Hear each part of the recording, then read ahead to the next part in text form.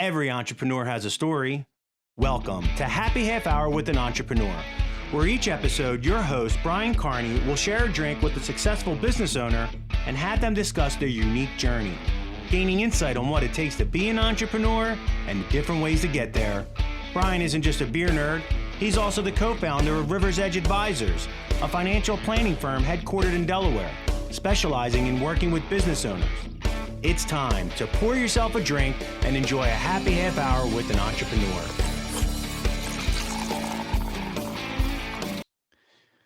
All right, so my guest today is Cindy Groux. Cindy owns a very successful medical billing company called Healthcare Practice Management, located here in Wilmington, Delaware. It was founded in 1992, and Cindy didn't set out to start her own business, but she's absolutely thrilled that she did. Today, Cindy employs over 28 people and has 50 client practices throughout the Mid-Atlantic region as well as Florida. So for our conversation today, I'm going to be drinking one of my favorite beers, Heady Topper. Heady Topper is annually ranked as one of the top 5 beers throughout the country and is brewed by The Alchemist in Stowe, Vermont. Cindy prefers wine to beer, and she'll be enjoying a layer cake Sauvignon Blanc from the Marlborough region of New Zealand. And with that, I'd like to welcome Cindy. Cheers. Cheers. Hey, Cindy, how are you? I'm good, thanks. How are you? Thanks for joining us. Thanks for having me. Absolutely. So why don't we just start out? Tell us a little bit about your business. Okay. We just celebrated our 28th year on April Fool's Day. We are a revenue cycle management company, and we do medical billing, consulting, credentialing for physician private practices, Delaware, Maryland, Pennsylvania, and Florida. And in addition to the consulting, I also do legal work with attorneys to help physician practices who find themselves in trouble.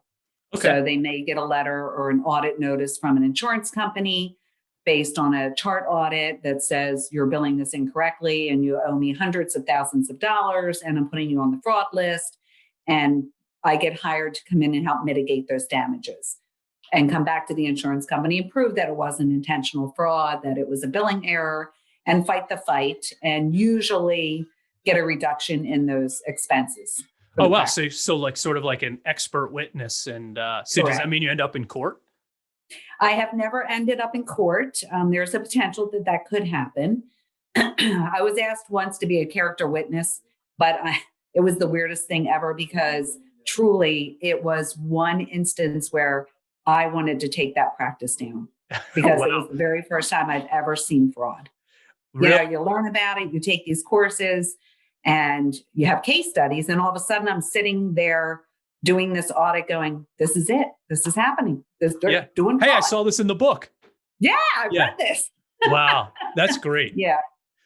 So under attorney-client privilege, I wasn't in that position to do that. So, I did my job and walked away. Sure. And 6 months later was asked if I would be a character witness. I said, put me on the stand and I'm going to swear to tell the truth, the whole truth, and nothing but the truth. So have at it. And I love it.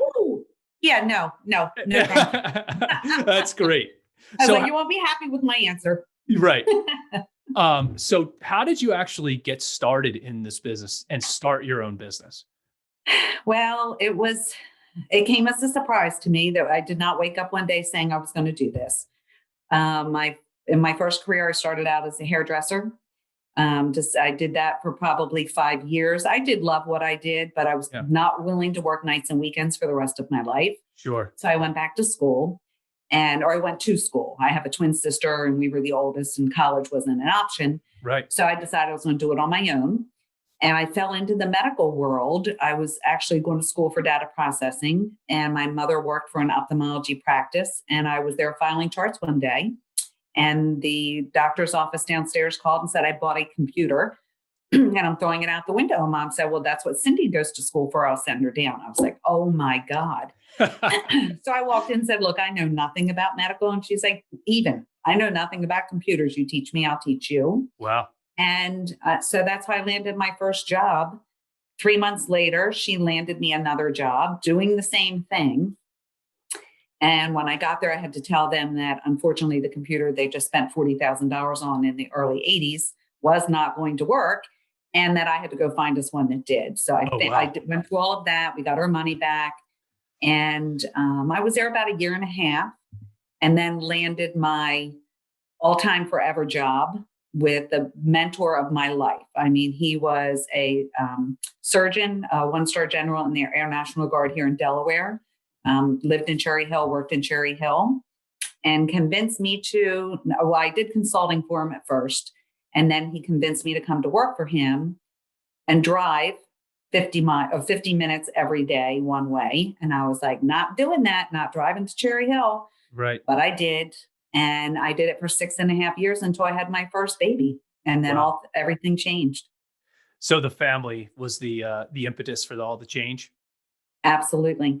And I literally worked there almost a year after Brandon was born, Mhm. and he's turning 30 on Monday.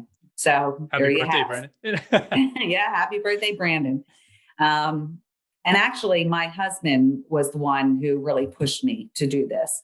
My boss tried to become partners when I quit. He offered me 3 proposals, and the last one was in 10 years, I'd be 49% owner.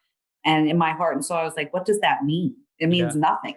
Sure. You have the final say. I love you. You've been my mentor. You believed in me when I was 25 and allowed me to run your multi-million-dollar companies. And I just need to go. I'll go to Delaware and get a job. That was my mission. Yeah. And he called me up one night and said, here's the bottom line. You're not leaving me. You're going to drive up here in the middle of the night and take the computer and put it in your car. And he was in a high-rise building. I mean, talk about feeling like a thief. Sure. Like, okay, Under the got cover my of pickup darkness. trucks and Yeah. friends, and off we went. So I loaded up the computer, and he said, take everything else you need. The coffee maker, the phones, the fax machine, the staff, everything, and go. And I will be your first client. I was like, okay, Wow. I don't even know what that means. And my husband was my biggest supporter. He's like, you've done this for him, you can do this for others. So came back to Delaware, worked in a basement for 2 weeks at a friend's house until I got an office certificate of occupancy. Brought 2 staff members with me, and that was 28 years ago. Wow. With one client. And then he retired in a year and a half. And he has since passed, which breaks my heart. Sure. And so I had to go land my first Delaware client who's still with me today. And my business has just grown based on referral. That's outstanding. So Thank you. actually talk a little bit about the relationship you had and how important it was to have a mentor. I was so fortunate. I mean, so many people, it's a dream I would have for everybody to have that opportunity. Yeah. I mean, he was such an awesome person. Not always a good business decision maker, Sure. but truly on the day he hired me, I drove my 50 minutes and I sat behind my desk, and he came in and he said, I have 3 words for you. And if you can live with these words, we'll get along just fine. And if you can't, I need to know now. And I thought, excuse me? Here we go. I just quit my job and drove 50 minutes to get here, and we're now having this conversation. And I was like, hit me. He said, make a decision. If you can't make one, I don't need you here. I Wow. was like, okay. So in my first year, I fired his brother and I fired the accountant. And Fired his brother. Fired his brother. Yeah.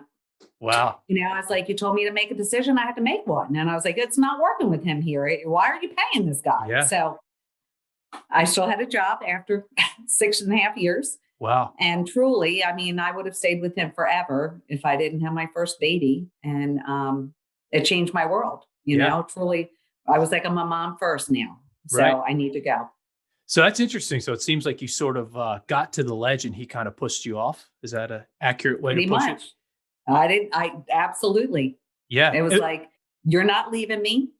And I mean, I didn't even have a clue how to start a business. I mean, Sure. I had to call somebody and say, like, I need a tax ID, I need an accountant, I need an attorney. I had no clue. Yeah. I had no plan, no business plan, no nothing. Wow. Nothing. I just left New Jersey and came back to Delaware and started in a new office and just brought him with me. So it was like business as usual, except he supported me for 3 months until I could stand on my own 2 feet financially. Yeah. And I finally got to the point where he owed me more than I was costing him. Wow. That's fantastic. 2 years later, I had never even had a banking relationship because I never borrowed money. Yeah. So like you And- said, you didn't really set out to start a business. You just That would be ended true. up owning a company. That would be correct. Yeah. Wow. That's great. And now you also talked about the importance of a family support system and having a really supportive husband. So that's super fortunate as well. Yes, I will tell you. I mean, I work long hours. I remember being pregnant with my daughter, Yeah. who is now 26, and my husband, when I was working in the basement, like after I left the office and came home to continue to work, shutting the lights on and off, going, it's 10:30, it's time to go to bed, it's 10:30. I mean, it's a lot of long hours, a lot of hard work. Hmm. I have my employees are my greatest asset. I mean, we're like a family That's great. and we work hard and we play hard, Yeah. but it takes that to make that happen. And Yeah. my husband has supported me. Not only is he a fabulous cook, so just about every single night I have dinner on the table when I get home, usually around 7:30, 8 o'clock, Yeah. and a glass of wine. That's all good. Yeah. You can't beat that. That's- And I mean, and then being in your own business, you also have the flexibility. Our kids were in sports. We could be at their lacrosse games and soccer games. And that was the most important thing to me. Yeah. I tell everybody, my business comes second. Yeah. My family is first. My business is second. It's a close second, but it's second. Well, you bring up an interesting point. We can kind of dive into this a little bit. So when you start talking about owning a company and running a family, that's two major endeavors going on at one time. How do you struggle or how do you maintain a successful work-life balance? Some days are more difficult than others. I always tell people sometimes it pays to be the boss and sometimes it doesn't. Mm-hmm. You have good days and bad days. I will never forget my children were a mile away from me in school one day, and I was the carpool mom to pick my kids up and totally forgot them. At 3 o'clock, my girlfriend calls who lives up the street and they call her Aunt Denise. And I answered the phone at 3 o'clock. She's like, hey, what are you doing? I was like a lightning bolt struck me. I was like, oh my God, I'm supposed to be at school. I can't even talk. She goes, I know. I've got your little kids who are standing on the street corner with me and I will take them home. You just have to give them permission to take them. I was like, oh my God. Yeah. So setting timers, putting everything on the calendar. I live by these words. If it's not on the calendar, it doesn't happen. Sure. Yeah. Whether that's having a cocktail with a friend, whether that's a meeting, whether it's something I have to get accomplished, if it's on my calendar, it will get done. Yep. No matter what. And I also live by the rule. If I say I'm going to do it, I will do it. Yeah. And I struggle when people don't live by that rule. It's like, don't tell me you're going to do something and not do that. That does not work for me. That's just overpromise and underdeliver type of Correct. situation. Yeah. Correct. Yeah. That's definitely an interesting, especially if you're a always do what you say you're going to do type of person. That's definitely a struggle. And I try not to overcommit. I'm not going to say I'm going to do it if I really can't do it. Yeah. Well, actually, that you bring up an interesting point there. So I think one of the things that a lot of business owners struggle with is saying no to things. Do you still find that difficult to do? I will say I'm much better at it now than I used to be. When you start out with the business and, after Dr. Scouron retired, I looked at my 2 employees and said, now what do we do? I have 2 staff members. I have an office that I'm paying for, and I'm winding down accounts receivable. Yeah. Other than that, I have no income. Sure.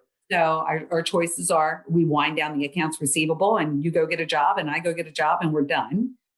Or I have to go figure out how to run a business and get a client. And they're like, well, we're not going to work for anybody else. So go find us a client.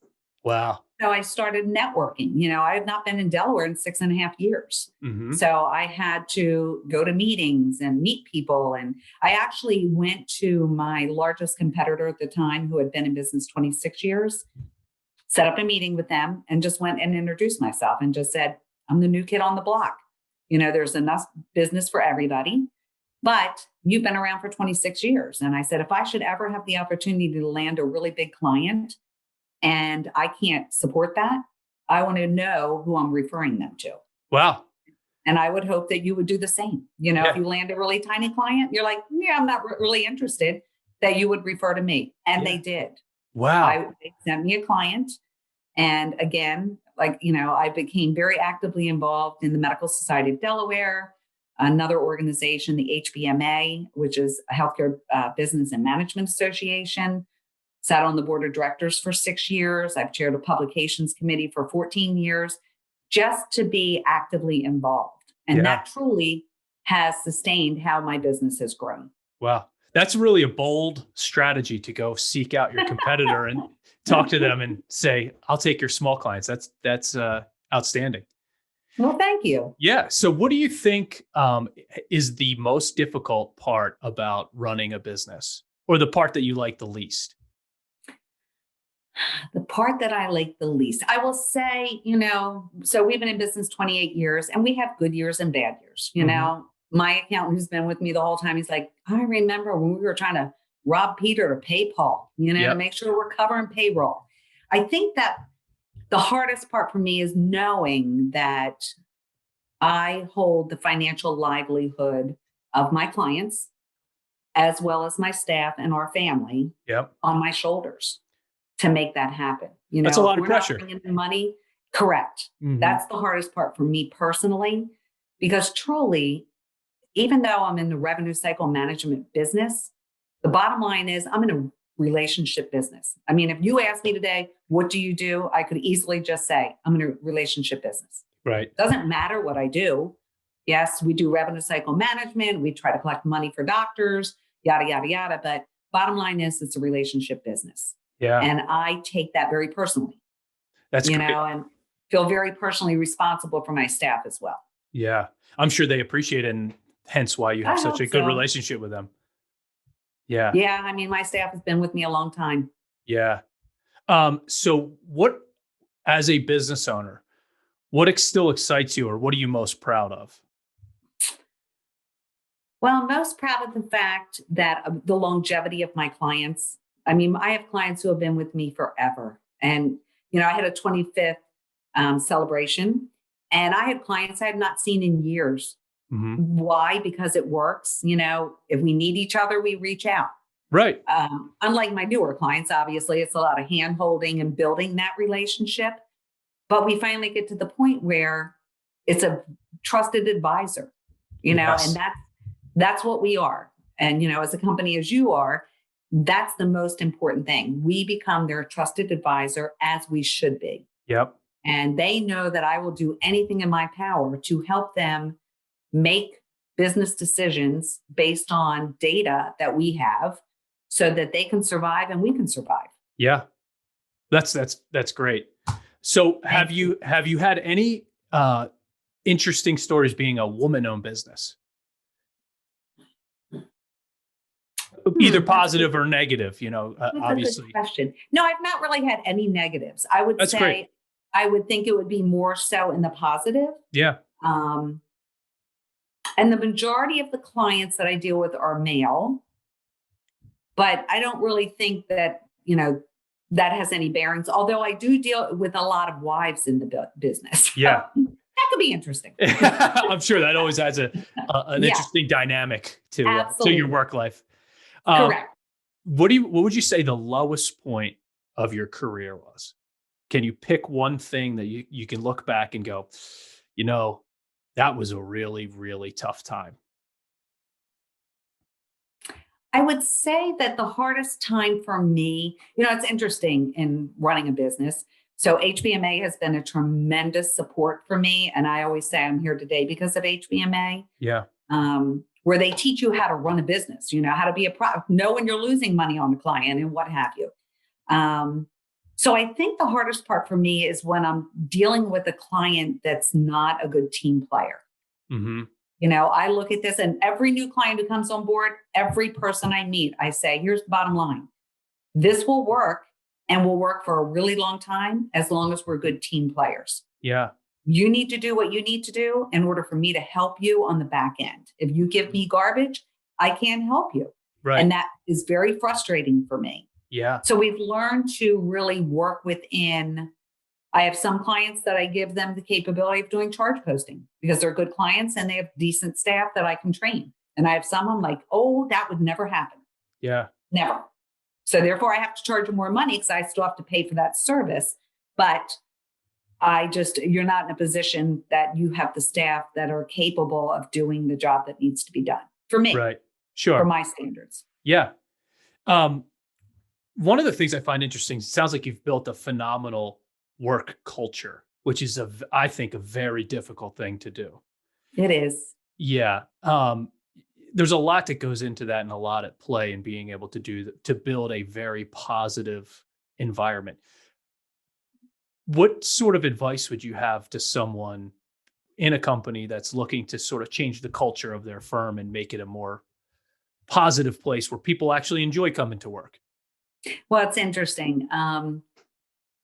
I guess I've always had the mentality that I would never ask my staff to do anything I wouldn't do. Mm-hmm. And when we first started the business, I mean, and there were 4 employees, including me, sitting out in the bullpen doing the work. Yep. I mean, that's what I did. Yeah. I did the work. I did the billing. We post the charges. We post the payments, follow up on the AR, got hands all over it. And then one day, Linda, who's still with me today, said to me, you need to go in your office and grow the business. You need to cut the apron strings and walk away. I'm kind of like, what? That is so not working for me. But I'm like, but I think she's right. So I had an office I never even sat in. Wow. And so I went in and closed the door and I just sat there for the longest time. I thought, now what do I do? I have no clue. Truly, I have no clue. Yeah. And that's when I started and went out and met with my biggest competitor and started networking and what have you. So that was a big transition for me. So my staff knows, like, hey, Cindy, she was not going to expect me to do this if she wouldn't do it.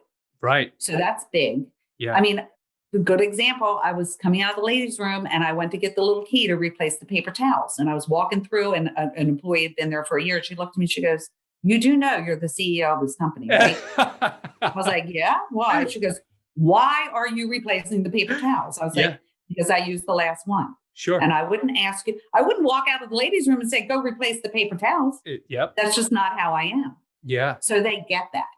Yeah. And, that's important. Now, not everybody gets it. I've had issues with staff that breaks my heart because I feel like they don't get it, but it is like a family and they do respect that.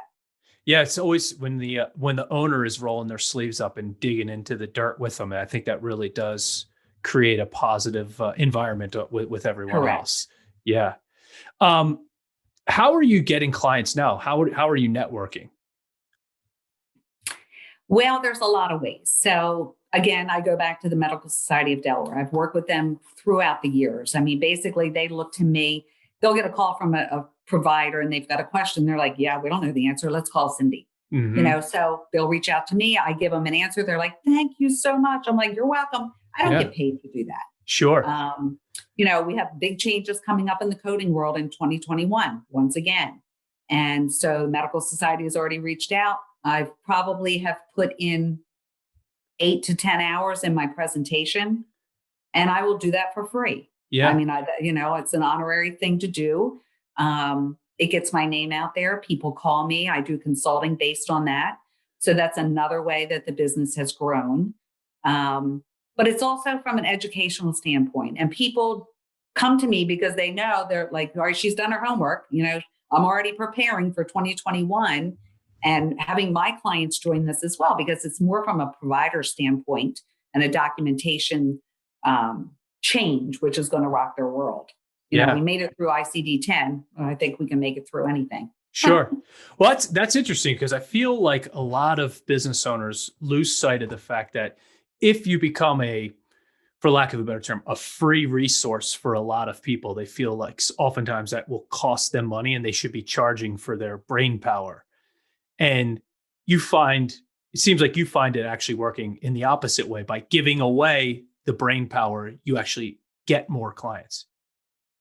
I have gained, especially from a consulting standpoint, just from providing educational seminars. Yeah. With what's going on in our industry, what's impacting their worlds. Because I used to be in that doctor's office. I know what it's like. You don't have the time or the energy, once you get through a patient day to even have a clue what's changing in our world. Yeah. And our world changes drastically.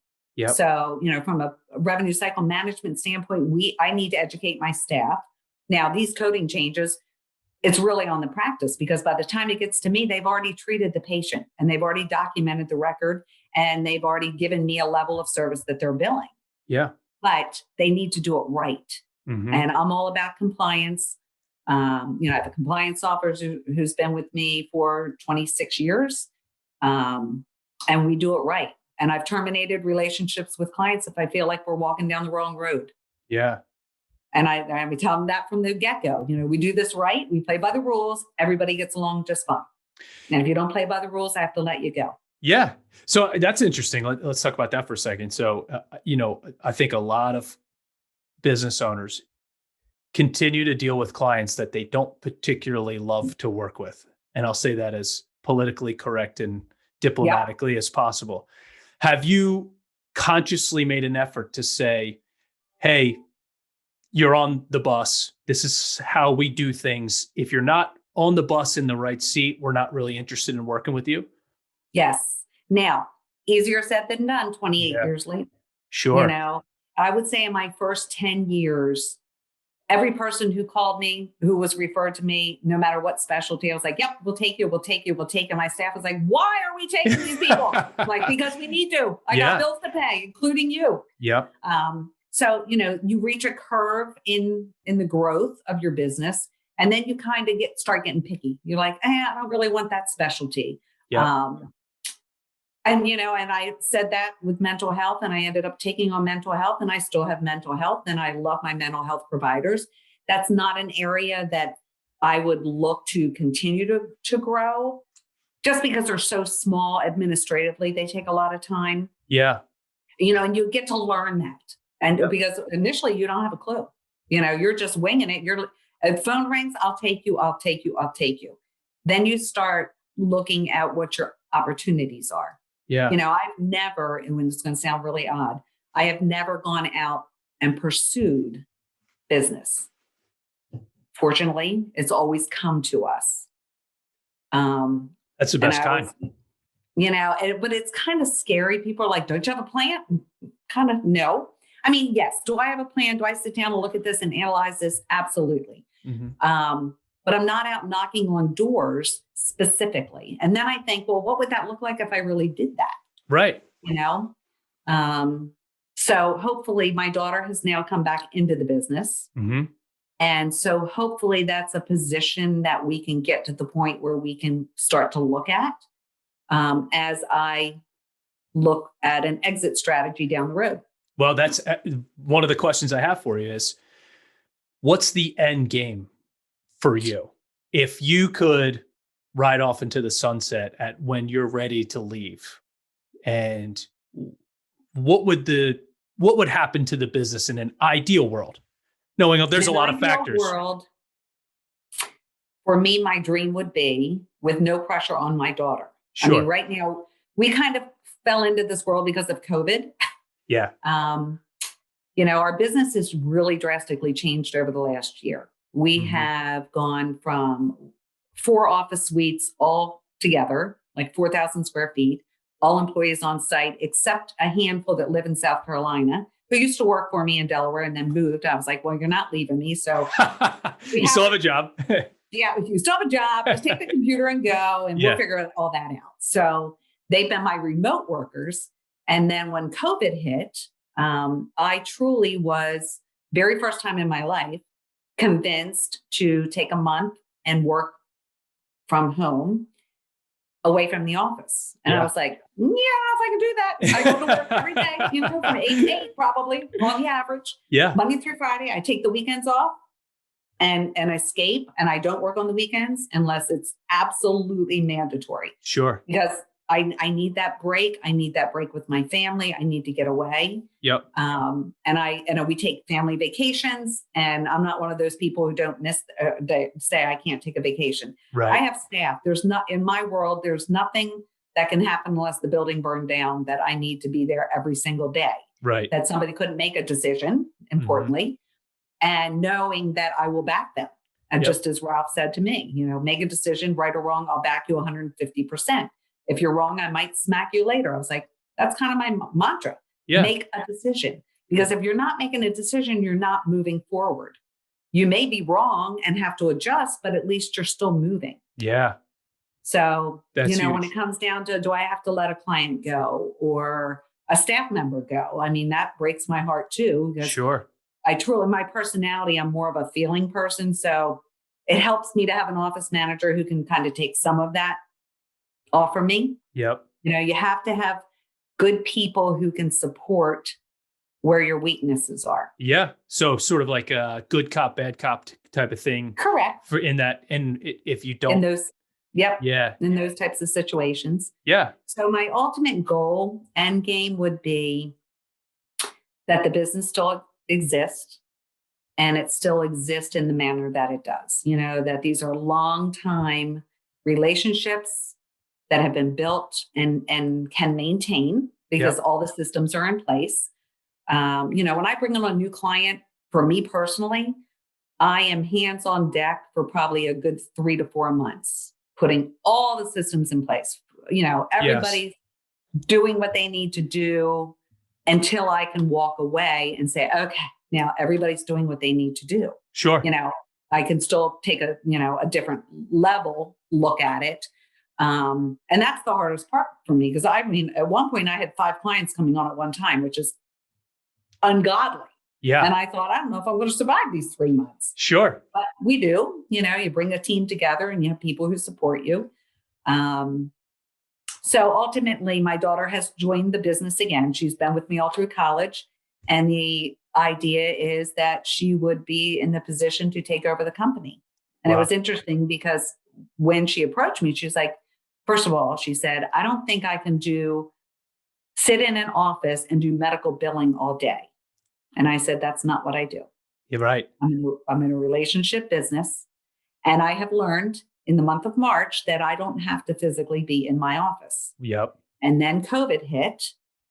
And we have positioned the company and are continuing as we speak, moving people out of the office to their homes with their workstations.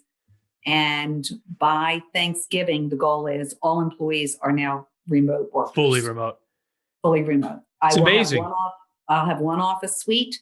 I have 2 employees who will stay with me in the office just because they need to. Right. That works for them. Sure. And then we'll have open desks for revolving for employees to pop in, once a week, do a schedule, do what they have to do paperwork wise that they can't do at home. Shared space type of situation. Yeah. In my own office. Right. That's great. Yeah. It's interesting to hear the stories of how COVID has positively impacted so many businesses in different ways. And, you were a little bit ahead of the game where you moved to remote for a month before we knew about COVID, but it ended up being a blessing in disguise. Well, it was interesting. My mantra was we were going to Key Largo, 3 families, dogs, kids, and we were going to work remotely for 3 weeks and take a week's vacation. And we've traveled with these families over the years. So this, is nothing new. Mm-hmm. And they all work from home. And I was like, oh, I don't know if I can do this. It's a really big struggle for me. Yeah. But the goal was I was going to actually work on the business and not in the business. Mm-hmm. Because when I'm in the office, I'm in the business. Sure. Day to day.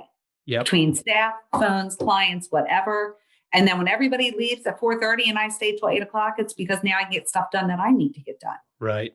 Administrative stuff, whatever. So that was my goal. That certainly didn't happen because then COVID hit. And from a billing standpoint, our world was rocked. Now We're billing telehealth and I've got to educate all my providers on that. And what does that mean? And the insurance company changing the rules. And yeah, it was kind of crazy, but it worked out. Because the best thing for COVID for our family was the fact that all of our kids unfortunately got laid off or furloughed. And they all came to Florida with us. Wow. So we extended our 1 month's vacation or work from home 1 week vacation to 6. And we had our children, my son who travels the world for 8 weeks and my daughter and her boyfriend for 3 months. And it was fabulous. And we still all love each other. Right. That's most important. I think if you're going to get quarantined somewhere, Key Largo is probably not a bad option. That would be correct. Yeah. One thing that you said I want to kind of go back to is it seems like you had a pretty drastic mindset for over the years. And I would say you went from worker to manager to business owner. How how have you felt about that transition, and how has that gone? And can you look back at certain points in your career and say, that's when this happened. This is when I became a business owner before I was a manager doing a job. I would say my greatest memory was Linda looking at me, my compliance officer, and saying, you need to go run a business. You need to get out of the bullpen and out of the posting business, as we call it, posting charges, posting payments, whatever. You need to get out of the posting business. And I was just looking at her like, are you talking to me? Like, I don't even know why you would say that to me. She's like, if we are ever going to grow this business and I'm not planning on working for anybody else, you need to go. And I was like, okay. So I think that was my biggest turning point, even though I had been in business for a year and a half at that point. Yeah. And then we landed our next client, and, then I'd have to just go sit in my office and kind of look around the walls and go, I don't know where to go. Yep. To start thinking and, and reading and doing a lot of, just get involved. I'm real big on networking. I am definitely a people person. When she put me back in the office by myself, it wasn't really working for me. So I'd pick up the phone like, all right, who can I talk to? Let me call somebody. Let me call my competitor. I'll go have lunch with them. Correct. Yeah. So it seems like get out of this office. it seems like twice in your life you've been pushed off a ledge. So it seems like Linda pushed you as well and said, get out of here, stop posting, get back there. Get out of our bullpen. Yeah, that's fascinating. I love it. So me too. Let me just ask. I've had some great office managers who bring, the skills necessary. And, there's not a moment in time where me and my office manager haven't been sitting there till midnight, 1:00 in the morning, posting, doing a job or whatever. Yeah. So I have very strong support of my staff. I could call everybody and go, hey, we all have to work until midnight tonight. They'd be like, all right, we're in, picking up pizza, picking up beer, whatever, we're there. Yeah. That's really important to be able to say that. Yeah.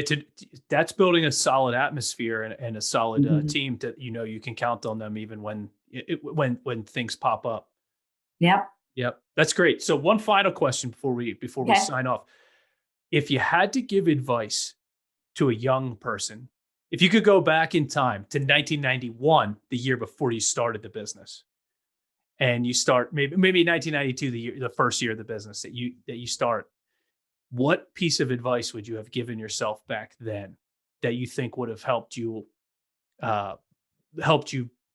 build the business maybe faster, better, or more efficiently? Oh, that's a hard one. I always go back to make a decision. Mm-hmm. Make a decision. Yeah. I have a picture of Ralph on my desk, and I look at him and I go, yep, just make one, right or wrong, because I find that when I have a situation where I feel like I'm out of my comfort zone, whatever that is, whether it's a problem I can't put my finger on, I can't, at the moment grasp and get my arms around it, make a decision. Yeah. And pull up a spreadsheet. I am all about, if it's all stuck up here and I can't, it's all jumbled and I can't really get a focus. Yes. I pull up an Excel spreadsheet and I just start typing, because I can make it a cell, I can make it a table, I can make it whatever I want, but I can at least get it out there. And once you start doing that, then it's like the wheels start clicking and everything comes together. So, make a decision and pull up a spreadsheet. That's great advice, to make a decision. I think people sometimes get paralyzed by inaction. And I sometimes will say, sometimes it's better to head in the wrong direction than to not move at all. Because at least the direction you're going is the wrong way. That would be correct. Yeah. That's absolutely correct. Make a decision and put it on your calendar. I love it. Those are the words that I live by. Yeah. And people look at me, they go, I know if it's not on the calendar, it's not going to happen. Yeah. My daughter one day said to me, Mom, you're never going to die. And I was like, what? She goes, it's not on the calendar. And I was like, that's phenomenal. Touche. Yeah. Those are the words I live by. And people who know me well, that's it. And they'll go, oh yeah, we need to get it on the calendar. People say, you have so much fun. I was like, it's because it's on the calendar. Yeah. You make an effort, you put it on the calendar, and it will happen. If you don't put it on the calendar, years go by and you go, hey, I haven't seen you in forever. High school friends, I haven't seen you in forever. I was like, because not on the calendar. Yeah. And I have the same conversation with my college friends. If you put it on the calendar and something changes, then you just reschedule the meeting. Yes. That would be correct. Yeah, but it has to be on the calendar. On the calendar. Yeah. I have no issue with moving it 25 times. Doesn't matter to me. It's still there. As long as it's on there. I love it. That's great. Well, I really appreciate your time today. I really enjoyed our conversation. It was fantastic. Thank you. Yeah. So if you'd like a little bit more information about Cindy's business, please visit her website at hcpm.net. And Cindy, thanks again, and cheers to you. Cheers. Thank you. Thank you. Thank you for listening to Happy Half Hour with an Entrepreneur, sponsored by Rivers Edge Advisors. For more information on how Rivers Edge Advisors can help you, visit their website at riversedgeadvisors.com. If you'd like to connect with Brian Carney for business advice or just to share a beer, follow him on Instagram at riversedgeadvisors_LLC.